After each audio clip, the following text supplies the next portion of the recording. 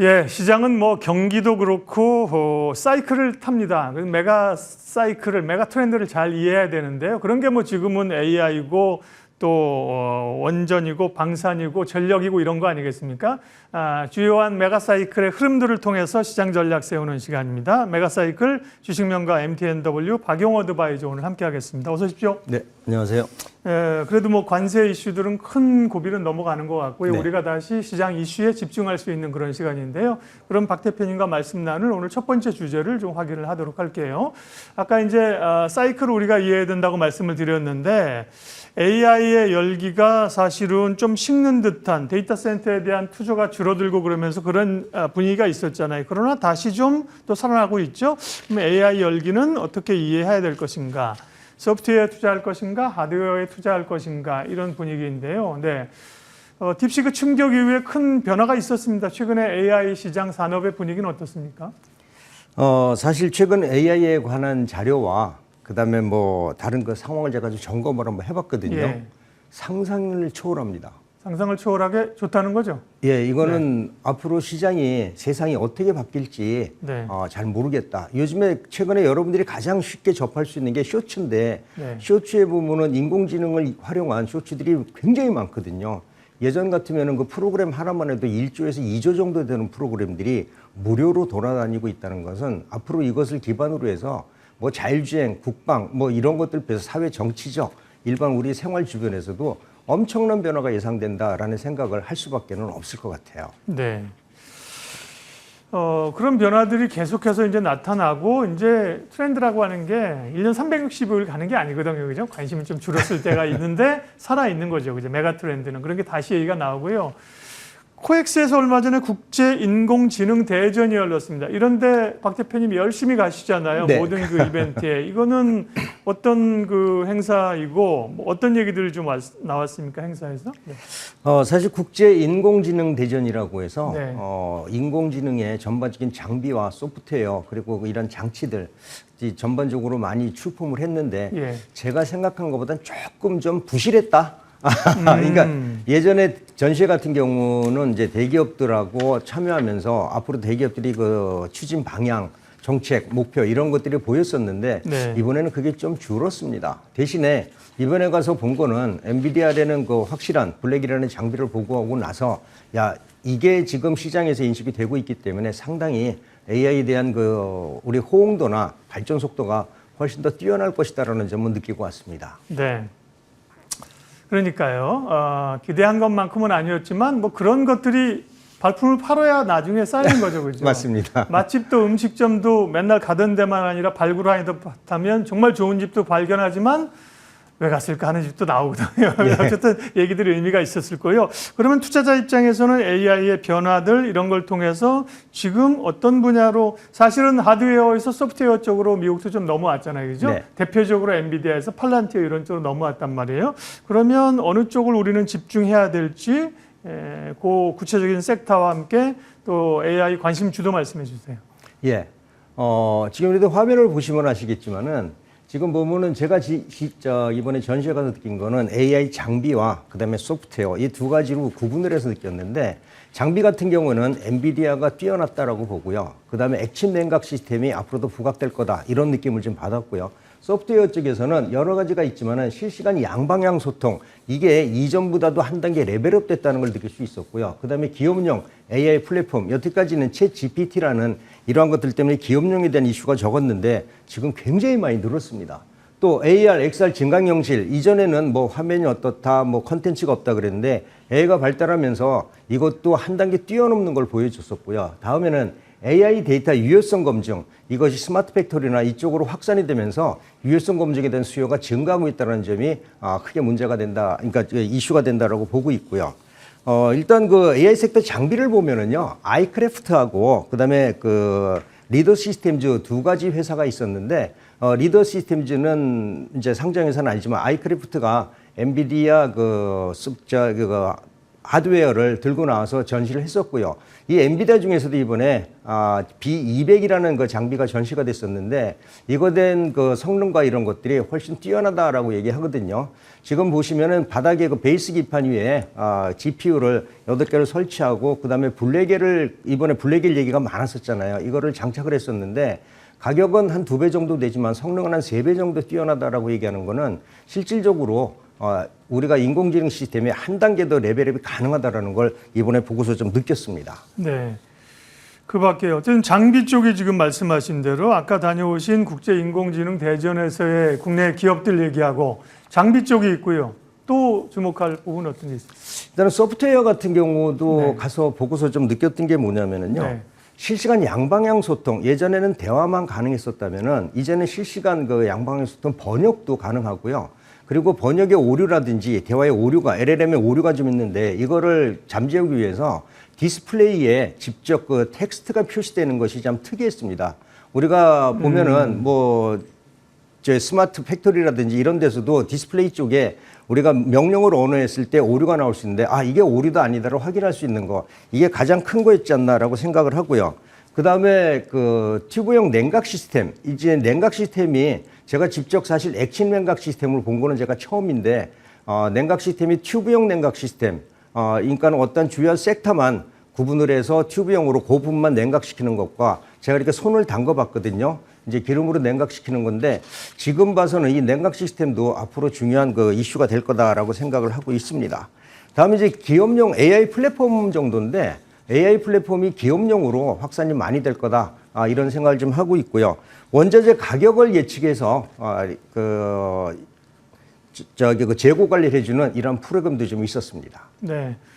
AI 관련된 우리는 뭐 엔비디아와 미국의 플랜티얼 얘기합니다만 사실 더 중요한 거는 궁금한 건 국내 기업들이 어떻게 그걸 따라가느냐이잖아요. 그런 네. 얘기를 구체적으로 좀 해주셨고 박람회 다녀오시면서 장비나 뭐 소프트웨어나 여러 가지 있었는데 그러면 상장된 기업 가운데 관련해서 눈여겨볼 기업을 말씀해 주십시오.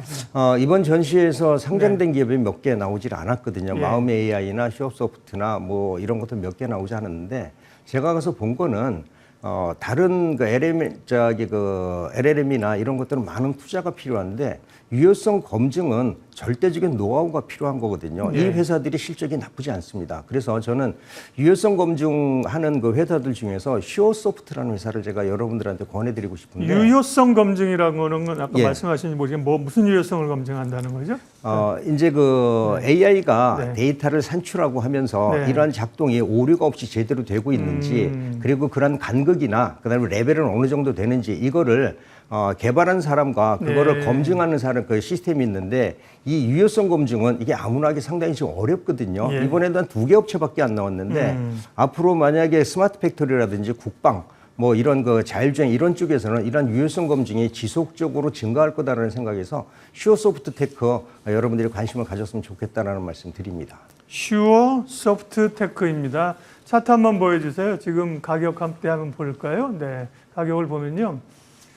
지금은 네, 약간 차트만 보면 올라오긴 했지만 횡보 구간이고요. 그죠? 예. 5,350원 기록하고 있네요. 예, 가격 전략 좀 잡아주시면.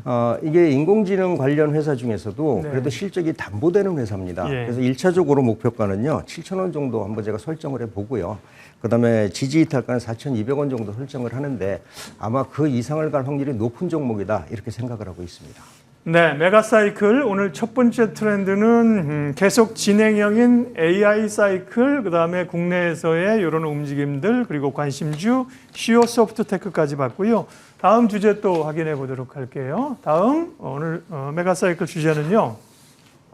결국 이제 대선이 끝난 이후에 시장에서 여러 가지가 부각되겠지만 일단은 뭐 경기를 살려야 되고요. 자영업자들 뭐 지금 중소기업 하시는 분들 정말 어렵다는 얘기를 너무 많이 듣는데 그런 것과 함께 투자자 입장에서 보면 결국은 자본시장에서의 주주환원, 밸류업 이런 얘기가 분명히 나올 거거든요. 이런 기업들을 어떻게 미리 좀 볼 것이냐인데요. 관련해서 최근에 뭐 증권주도 올랐습니다만 증권주나 뭐 금융 지주사들 꽤 많이 올랐는데 이런 걸 좀 반영해서 선반영해서 오른 겁니까? 제가 아마 지난 방송 때 이런 얘기를 했을 겁니다. 네. 이력 대선 의제의 지수 5,000포인트 얘기를 했었는데 네. 지수 5,000포인트는 금융하고 지주사가 반등하지 못하면은 달성되기 어렵다라고 얘기했는데 그 이유가 뭐냐면은요. 금융사하고 그다음에 지주사는 절대 저평가 국면이거든요. 원래 금융사고 지주사는 저평가 국면이 맞지만은 자산 재평가라든지 이러한 걸 통해 가지고서 절대 저평가 국면을 탈피할 수 있다라는 것. 그리고 이러한 것들은 시가총액이 크기 때문에 동반 상승할 수밖에 없다. 이런 말씀을 드렸는데 그 이후에 정말로 많이 올랐습니다. 그래도 아직 덜 올랐거나 오를 확률이 있는 이러한 종목들을 제가 선정을 해보려고 하는데 일단 지주사 섹터를 한번 보면은요. 여러분들이 이제 PER하고 PBR 한번 살펴보시면은 제가 이제 자료를 보시면은 PER은 보통 그 OCI 홀딩스 그러니까 10 이하인데 우리가 볼 수 있는 거 5 이하짜리가 상당히 좀 많은 것 같고요. 그다음에 PBR은 뭐 거의 다 0.5 이하입니다. 보시다시피 우리가 중요하게 보는 거는 일단 PBR을 보자. 저평가에서 우리가 PER은 실적이라는 것이 담보돼야 되지만은 자산 가치라는 건 실적과 관계없는 가치이기 때문에 저평가를 한번 보자. 부채 비율도 보면은요 상당히 100% 이하짜리들입니다. 이 중에서도 보면 유보율이 15,000% 되는 뭐 17만 % 되는 이러한 종목군들도 있는데 네. 여러분들이 보실 때 지금 봐서 실적이 담보되고 그다음에 부채 비율이 낮은 저평가 종목 이러한 섹터들 한번 보시는 게 좋겠다라는 생각이 좀 듭니다. 네, 금융주. 네, 지금은 이제 지주사를 주로 보여주신 거고요. 예. 금융주들은 지금 기준에 비하면 그 기준에 자, 적용하면 어떻습니까? 예, 금융주들도 네. 한번 살펴보면은요. 금융주들도 PER이 뭐 거의 다 5 이하잖아요. 여러분들 네. 보실 때 5 이하 국면이고 네. PBR도 사실 0.5 이하거든요. 금융주는 사실 PBR로 보는 게 먼저 맞죠. 예. 그런데 사실 금융주의 그 디스카운트율이 있다라고 하지만은 금융주 같은 경우는 ROE를 좀 잘 보셔야 될 거예요. 맞아요. 예. 그래서 ROE가 좀 높은 측면에 있는 종목들을 보면은 지금 뭐 JB금융지주라든지 우리금융지주, 그다음에 KB금융 이런 쪽이 있는데 여기에서 투자 포인트를 한번 본다면은 일단은 배당 확률을 한번 좀 보면 좋겠다라는 말씀을 좀 드리고 싶어요. 배당 수익률이 낮은 회사가 밸류업을 하려면 배당 수익률을 높여야 되는데 지금 봐서는 배당 수익률이 신한지주 그다음에 그 KB금융의 배당 수익률이 좀 낮거든요. 배당 확률을 높일 확률이 상당히 높다라는 것과 역으로 금융주 낮은 섹터. 데가 높일 수 있다. 그렇죠. 그러네요. 예, 이거를 한번 여러분들 보시는 게 좋겠다라는 말씀을 드립니다. 네, 금융주 본 길에 증권주도 같은 예. 표를 만들어 놓으신 것 같은데 한번 보여주세요. 보면서 얘기를 할게요. 네. 네, 증권주도 뭐 보시면은 PER이 그 1 이하입니다. 그러니까 10 이하입니다. 네. 7, 4, 5 정도 되는데 PBR도 보면은 역시 증권주도 PBR이 0.5 이하가 상당히 많거든요. 증권주에서 포인트로 볼 건 일단 PBR하고 ROE하고 유보율을 좀 보자라는 말씀 좀 드리고 싶은데 유보율이 많다는 얘기는 내가 그만큼 다른 자산에 투자를 해서 투자 수익을 올릴 수 있다는 근거가 될 수 있거든요. 그래서 저는 ROE하고 유보율이 높고 PBR이 낮은 건 뭐 당연한 종목이고요. 이 정도 가운데서 여러분들이 선택을 하시는 게 아마 그 좀 반등을 강하게 하고 있는 종목이라도 추가 반등이 가능한 종목이 아니겠느냐 이렇게 판단을 하시는 게 좋겠습니다. 네, 메가트렌드 두 번째로 이제 주주환원에 대한 이야기, 대선 이후에 기대감을 얘기를 하셨는데 그러면 주주환원과 관련된 밸류업과 관련된 전략을 좀 세워보죠. 사실 이미 좀 오른 기업들도 있잖아요. 그러면 어떻게 잡아야 됩니까? 지금 오른 기업들도요. 네. 저는 더 오를 거다라고 생각을 하고 있어요. 그러니까 지금 뭐 우선 그 밸류 프로그램이 정부 정책이고 이번에 우리가 생각하는 유럽 대선 주자가 지수 5,000포인트를 얘기했는데 이거는 말씀드린 대로 지주사하고 그다음에 금융에 이런 반등이 없이는 좀 어렵다라는 생각이 듭니다. 물론 이거 선반영돼서 올랐지만은 네. 조정 이후에 다시 한번 고점에서 조정 이후에 추가 반등이 가능할 거다라고 보기 때문에 저는 보유하신 분들은 일단 보유 전략이 맞다라고 보고요. 지금 추격 매수하는 것보다는 조금 조정 받으면은 저점에서 분할 매수하는 게 정말로 좋은 전략이고 올 연말까지 배당 관련까지도 가도 나쁘지 않다라는 전략이 필요할 것 같아요. 그러면 저평가 저밸류 가운데서 특별히 좀 주목할 관심 기업 골라오셨습니까? 네. 이 중에서 저는 LX 홀딩스를 보자라는 말씀을 드리고 싶어요. 예. LX 홀딩스 아까 그 차트를 한번 다시 보여주면 좋겠는데. 네, 표요. 예, 표를 한번 보시면 좋겠는데요. 이 회사가 부채 비율이 1%대밖에 안 됩니다. 부채 비율이 1%대고요. 그다음에 유보율은 1,300% 정도 되는데 이 종목의 주가는 현재 얼마 가지 않고 있습니다. 그리고 여러분들이 주봉이나 월봉을 보시더라도 그동안 네. 상장 후에 네. 지속적으로 하락했는데 여기 그 LX 홀딩스를 보면 PBR은 0.2고요. 부채 비율은 1.91%거든요. 유보율이 2,300%고요. 배당 수익률도 또한 높습니다. 이러한 종목들을 시장에서 아직 인지 못해서 저평가 종목이다라고 생각이 들기 때문에 그동안은 많이 올랐던 종목보다도 이렇게 저평가 종목이면서 지주사 관련 핵심 섹터에 들어있는 종목들, 이런 종목을 우리가 그 타겟 포인트로 삼아야 되겠다라는 점에서 LX 홀딩스 관심 종목으로 설정해 드리고요. 1차 목표가는 뭐 훨씬 더 많이 올라가겠지만은 이전 고점 부근이 8,500원에서 9,000원 정도 제가 설정을 해드리고 지지 이탈가는 6,500원 정도 설정을 해드리는데 이제 시작이고 아직 상승 파동이 만들어지지 않은 종목이라서 네. 추가적으로 반등 가능할 거다라는 말씀 드립니다. 네, LS 홀딩스 오늘 관심 주고요. 지난번에 5월 9일 말씀하신 이건 홀딩스도 잘 가고 있네요. 잠깐 리뷰 좀 하고 갈까요? 예, 이건 홀딩스는 벌써 제가 뭐 한 달, 한 3주 정도 됐나요? 5월 9일이니까요. 예. 네. 그 정도 한 3주 됐는데 됐네요. 네. 그때 제가 이건 홀딩스에 대해서 어떤 말씀을 드렸냐면은 일단은 절대 저평가 지주사다. 그리고 지수 5,000포인트를 가려면 이런 지주사들이 반등을 해줘야 된다라고 했고요. 이 회사는 하나 포인트가 더 있다고 했습니다. 뭐냐면은 아리백 수혜주다라고 했거든요.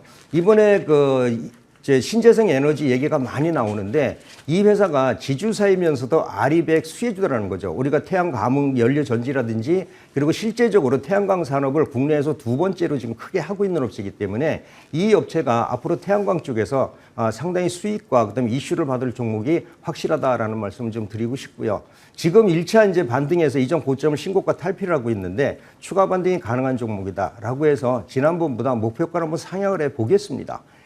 이전의 목표가를 5,000원 정도 제가 설정을 해드렸는데 이거는 6,000원에서 6,500원 정도 추가 설정해 드리고요. 지속적인 관심이 필요한 종목이다라는 말씀 드리겠습니다. 오늘 메가사이클에서는 AI하고 밸류업 얘기를 했고요. 내일 스페셜리스트 잠깐 예고를 좀 하고 갈까요? 예, 코스피 2,700을 지금 트라이하고 있고 대선 이후에 3,000포인트에 대한 기대감도 있는데요. 이런 장밋빛 전망의 근거는 무엇이고 어떻게 전략을 세워야 될까? KB은행 유신익 수석 이코노미스트와 함께 내일 스페셜리스트 진행하겠습니다. 메가사이클 오늘은 여기까지 하겠습니다. 주식명가 MTNW 박영호 어드바이저 함께했습니다. 고맙습니다.